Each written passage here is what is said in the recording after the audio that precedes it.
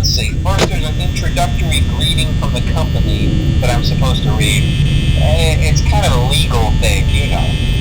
Welcome to Freddy Fazbear's Pizza, a magical place for kids and grown-ups alike, where fantasy and fun come to life.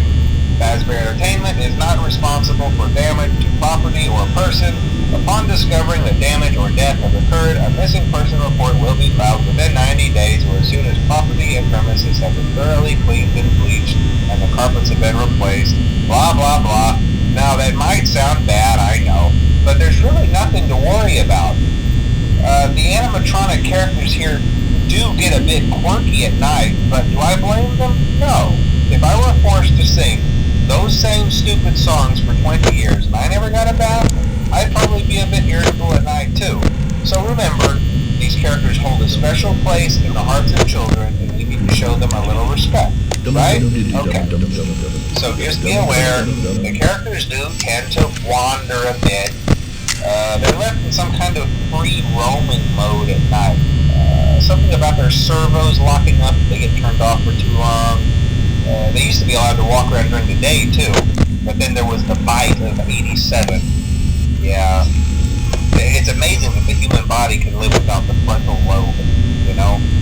Now, concerning your safety, the only real risk to you as a night watchman here, if any, is the fact that these characters, if they happen to see you after hours, probably won't recognize you as a person.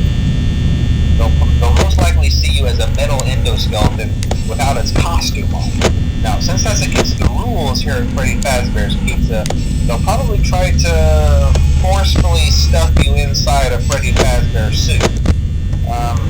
Now, that wouldn't be so bad if the suits themselves weren't filled with cross beams, wires, and animatronic devices, especially around the facial area.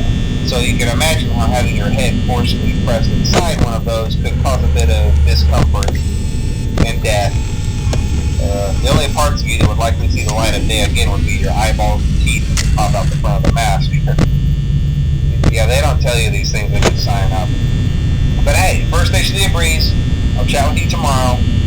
Check those cameras and remember to close the doors only if absolutely necessary.